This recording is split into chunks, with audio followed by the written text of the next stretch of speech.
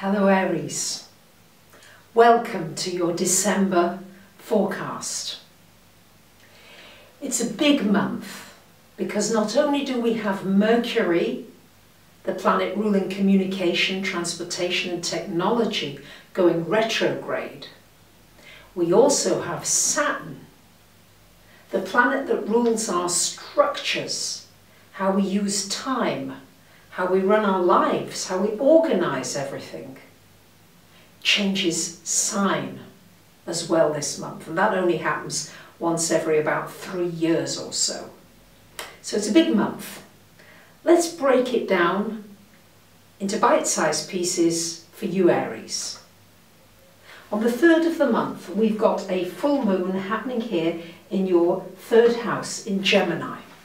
So a full moon in your 3rd house is shining a light on how you communicate with people. Are you finding communications easy?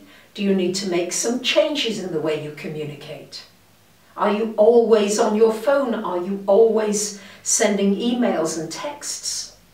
Is it consuming all of your time with meaningless activities and talks? Do you want that to change? This full moon may well trigger some changes in the way that you communicate and how much communication you want on a daily basis and how meaningful is it. And especially because the next day on the 4th, Mercury goes retrograde in Sagittarius, right here, Sagittarius, until the 23rd. So for much of December, Mercury, and a big focus for you on this 9th house, Aries, and these are very much the thinking houses. They're the houses of education, learning, studying. So you might find yourself learning something new, teaching something, maybe publishing something, getting that book out there, especially with Mercury retrograde in that 9th house. It's a wonderful opportunity for you to reflect on meaning in your life. Yes, we're coming to the end of a year, beginning 2018 very soon. So it's time to somehow reflect a little, look at how you feel you've used your time this year, and really think about what is important for me, what is my big priority for this coming year, and am I ready to change the way I think, change my behaviour patterns. Maybe your big priority for this coming year is to have really successful relationships, nourishing, deep relationships. Maybe it's to have a career that really satisfies you. Maybe it's to get your finances in order.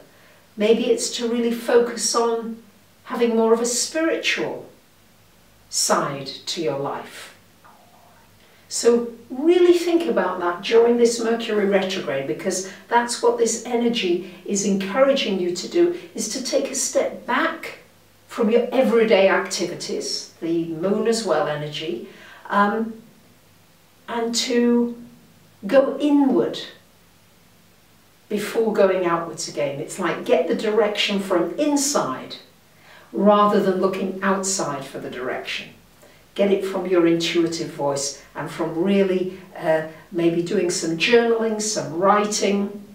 That could be very helpful. And you may find yourself going on a retreat, studying something. You might do something online with some other people that takes you into this realm. It could be studying astrology, tarot, numerology, any of the esoteric arts. And on the 10th of the month, Mars goes into Scorpio, joining Jupiter here. Now this can be very good financially for you. This could be a bonus, could be some good news financially. It also is an opportunity really for you to go more deeply into something. Maybe it's time to go more deeply into an existing relationship. Maybe it's time to look at issues around trust. Who can you trust? Who can you not trust? It also could be some good news about a partner's finances. And somebody may, in fact, want to invest in you in some way.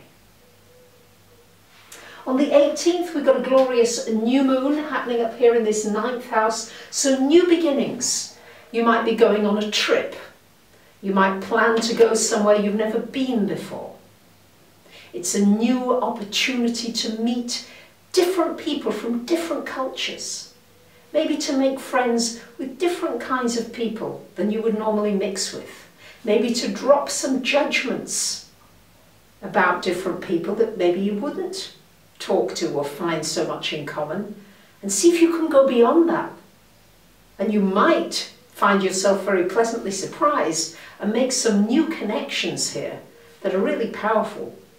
This is great for studying something new, for deciding, yes, I want to extend my skills, I'm ready to learn something new. Brilliant with this new moon.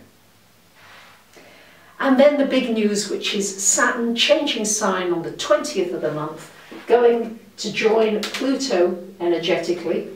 Doesn't reach Pluto until 2020, that's why 2020, 2021 are big years, as I've already talked about a lot and will be doing more. So this is going into your 10th house of career. It could be a restructuring of your career that takes place over this next 2 to 3 year period. It could be an opportunity for you to take your career onto a new level.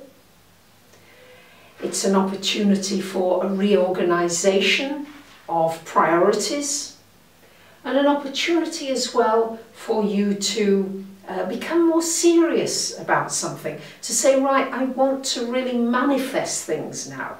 This is about doing the mind work in advance, and this is about bringing things to fruition, to reality.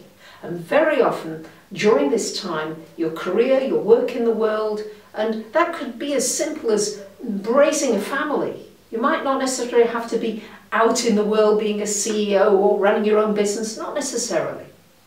It can also be the fruition of all the work that you put into raising a family, taking care of your parents, whatever that might be. So this 10th house, don't think of it only as career.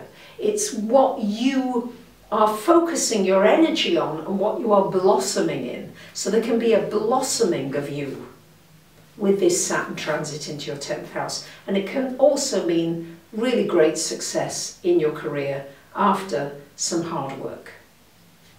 And finally, on the 22nd, we've got the Sun coming into this 10th house, shining a light on everything to do with you, thinking about what is it that makes me shine?